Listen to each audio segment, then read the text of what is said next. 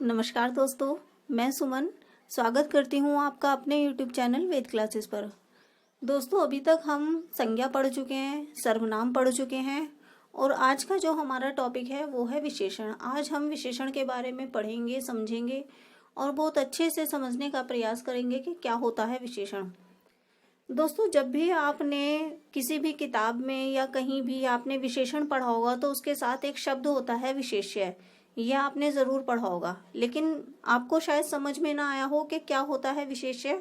तो आज हम इसी विशेषण और विशेष्य के बारे में अंतर समझेंगे कि इन दोनों में क्या अंतर होता है और क्यों ये आवश्यक होते हैं हिंदी व्याकरण में। देखिए, विशेषण और विशेष्य। सबसे पहले हम विशेषण के बारे में जान लेते हैं कि विशेषण क्या होते हैं। संज्ञा व सर्वनाम की विशेषता बताने वाले शब्द विशेषण कहलाते हैं। ये परिभाषा हम लोग बचपन से ही याद कर रहे हैं कि जो शब्द संज्ञा या सर्वनाम की विशेषता बताते हैं उन्हें विशेषण कहते हैं। और ये परिभाषा बिल्कुल सही भी है कि वही शब्द जो संज्ञा या सर्वनाम की विशेषता बताते हैं विशेषण कहलाते हैं। लेकिन अब विशेष्य क्या होते हैं ये जानते हैं। देखिए, विशेष्य जिन संज्ञा या सर्वनाम शब्दों की विशेषता बताई जाए उन्हें विशेष्य कहते हैं। देखिए, विशेषण वो होता है जो संज्ञा या सर्वनाम की विशेषता बताता है और विशेष्य वो होता है कि जिन संज्ञा या सर्वनाम शब्दों की विशेषता बताई जाए उन्हें विशेष्य कहते हैं। देखिए, इसे हम उदाहरण के माध्यम से समझने का प्रयास करते हैं। देखिए, जैसे यह घर सुंदर है, यह घर सुंदर है, तो इसमें यह क्या है हमारा, यह क्या है हमारा, यह है हमारा सर्वनाम और घर क्या है हमारा विशेष्य और इसकी विशेषता क्या है सुंदर। देखिए, यह है हमारा सर्वनाम,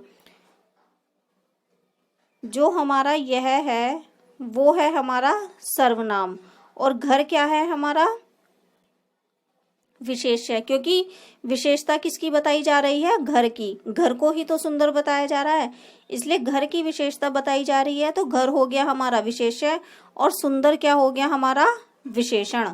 यह है हमारा सर्वनाम, घर है हमारा विशेष्य और सुंदर है हमारा विशेषण। तो इसमें देखिए, ये दोनों चीजें आपको अच्छे से समझ में आ रही हैं कि विशेषण क्या है और विशेष्य क्या है। जो शब्द किसी संज्ञा या सर्वनाम की विशेषता बताए वो होता है विशेषण और जिसकी विशेषता बताई जा रही है वो होता है विशेष्य। दोस्तों, उम्मीद करती हूँ कि ये दोनों चीजें आपको अब आगे और कंफ्यूज नहीं करेंगी। आप बहुत अच्छे से इन्हें समझ गए होंगे कि विशेषण क्या होता है और विशेष्य क्या होता है।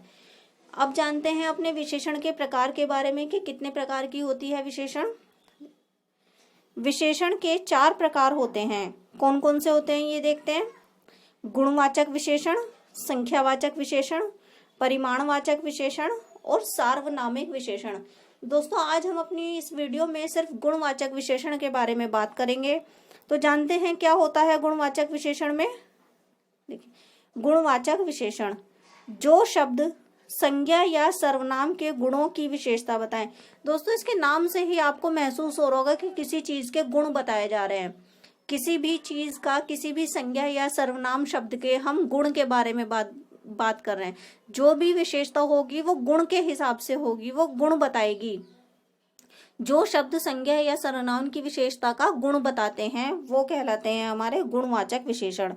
देखिए, फिर से पढ़ते हैं। जो शब्द संज्ञा या सर्वनाम के गुणों की विशेषता बताते हैं या जहां पर काल, रंग, दशा, गुण, अवगुण, आकार आदि शब्दों का प्रयोग होता है वहां गुणवाचक विशेषण कहलाता है। देखिए, गुणवाचक विशेषण वो होता है जब हम किसी इंसान के या किसी वस्तु के, किसी भी प्रकार की कोई प्राणी है उसके रंग, दशा, अवस्था, उसके किसी भी बारे में हम उसका कोई गुण बता रहे हैं कि वो कैसा है या वो दिखने में कैसा है, तो वो होता है हमारा गुणवाचक विशेषण। बहुत से व्यक्तियों में बहुत से गुण होते हैं, अवगुण होते हैं, सबका रंग अलग अलग होता है, सब वस्तुओं का कलर अलग होता है। तो इसी हिसाब से इसमें जितने भी शब्द रखे गए हैं उन्हीं के हिसाब से इन्हें हम गुणवाचक विशेषण में अलग अलग वाक्यों में रखते हैं। देखते हैं, जैसे काल मैंने आपको बताया था, तो काल में देखते हैं कि कौन कौन से शब्द आ सकते हैं। शब्द बहुत सारे हैं, लेकिन मैंने आपको जो बहुत मेन है, जो बहुत ज़रूरी होते हैं और ज़्यादातर एग्जाम में पूछ लिए जाते हैं, वो मैंने आपको यहाँ लिखवा रही हूँ या आपको पढ़ा रही हूँ। देखिए काल, काल में कौन कौन से शब्द आ सकते हैं, जैसे नया, पुराना, प्राचीन, ताजा, आज, कल आदि। देखिए जैसे कोई नई चीज़ के बारे में हम बात कर रहे हैं कि ये नया नया है, ऐसे हम बोल देते हैं ना कि नया नया सिंगर आया है या नई नई कोई कलाकार आई है, हम ऐसे बोलते हैं। तो ये होता है उस चीज़ का काल, मतलब हम किसी समय के बारे में बात कर रहे हैं कि ये काम अभी हुआ है या बाद में होगा या बहुत प्राचीन है। हम इस बारे में जब बात करते हैं तो वहाँ होता है हमारा कालवाचक विशेषण। आगे चलते हैं, रंग। रंग तो जितने भी दुनिया में रंग है, जितने भी रंगों की हमें पहचान होती है, हम रंग पहचान पाते हैं, वो सब वो आते हैं हमारे रंगवाचक में। देखिए इसमें कौन कौन से हैं, लाल, काला, नीला, पीला, सफेद और हरा। और भी रंग बहुत सारे हैं, लेकिन मैंने थोड़े से ही लिखे हैं यहाँ पर। जो भी रंग आएगा, जो भी, जैसे हम ये कह दें कि उस पेड़ के पत्ते हरे हैं या मेरे पास नीला सूट है, तो जो मेरा सूट है उसकी विशेषता क्या है कि वो नीला है, उसका एक पर्टिकुलर कलर हमने बताया है कि वो नीला है इसी में। अब आगे चलते हैं, दशा। दशा में क्या क्या होते हैं, देखिए स्वस्थ, अस्वस्थ, मोटा, पतला आदि। गुण में चलते हैं, सज्जन, दयालु, परोपकारी, ईमानदार, सीधा। ये सभी जो गुण होते हैं एक व्यक्ति के बताए गए हैं कि कोई व्यक्ति सज्जन भी हो सकता है, दयालु भी, परोपकारी भी, ईमानदार भी और सीधा भी। लेकिन जो ये हमारा गुणवाचक विशेषण है, इसमें सिर्फ गुण ही नहीं अवगुण भी आते हैं, क्योंकि हम किसी इंसान की विशेषता की बात कर रहे हैं, इसमें हम विशेषण पढ़ रहे हैं, तो इसलिए इसमें गुण और अवगुण दोनों ही आएंगे। कोई व्यक्ति बेईमान है तो ये भी उसका एक गुण है, इसलिए हम इसमें अवगुण को भी रखते हैं। जैसे अवगुण में आएगा कपटी, घमंडी, पापी, दुष्ट, जितने भी सारे आपको अवगुण पता है वो आप इसके अंदर लिख सकते हैं। आगे आता है आकार। आकार में देखिए क्या होगा, लंबाई, चौड़ाई, सुडौल आदि। जैसे हम ये बोल देते हैं कि वो खंबा कितना लंबा है, या उस व्यक्ति की लंबाई बहुत ज्यादा है। कोई बौना व्यक्ति होता है, कोई लंबा होता है, तो जहां पर भी हमें किसी ऐसे शब्द का पता चलता हो कि वो किसी वस्तु या व्यक्ति की लंबाई चौड़ाई के बारे में हमें बता रहा है, तो वहां पर गुण होता है, गुणवाचक विशेषण होता है। देखिए इसके कुछ उदाहरण देख लेते हैं क्या होता है। जैसे वह ईमानदार व्यक्ति है। अब वह जो व्यक्ति है वो कैसा है, ईमानदार है, ये उसका एक गुण है कि वो ईमानदार है।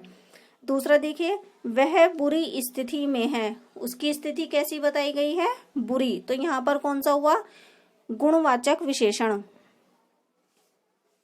आगे चलते हैं, पुराना फर्नीचर बेच देना चाहिए। जैसे हमने इसमें क्या कहा है कि पुराना फर्नीचर, फर्नीचर कैसा है, पुराना है, तो ये उसकी विशेषता है कि वो पुराना है। देखिए अगला देखते हैं, सीता अस्वस्थ है। सीता कैसी है, अस्वस्थ है, ये क्या बता रहा है, उसकी दशा बता रहा है। दशा में मैंने आपको शब्द बताए थे स्वस्थ, अस्वस्थ, तो ये उसी में से है। सीता अस्वस्थ है मतलब उसकी दशा कैसी है कि वो ठीक नहीं है, वो अस्वस्थ है। अगला देखते हैं, काला घोड़ा दौड़ रहा है। काला घोड़ा दौड़ रहा है मतलब घोड़े की जो विशेषता है, उसका जो रंग है वो कैसा है, काला है। तो ये सभी चीजें आपके गुणवाचक विशेषण में आती हैं, और मैं बहुत उम्मीद करती हूँ कि आपको ये सब जो मैंने आपको ये पॉइंट बताए हैं, ये इनके शब्द बताए हैं, ये बहुत अच्छे से समझ में आ गए होंगे। आगे आप किसी भी एग्जाम में गुणवाचक विशेषण में कोई भी दिक्कत महसूस नहीं करेंगे, उसे आसानी से पहचान जाएंगे। उम्मीद करती हूँ कि आपको बहुत अच्छे से समझ में आ गया होगा। दोस्तों अगर वीडियो पसंद आई हो तो प्लीज़ लाइक कीजिए, शेयर कीजिए और चैनल को सब्सक्राइब कीजिए। धन्यवाद दोस्तों।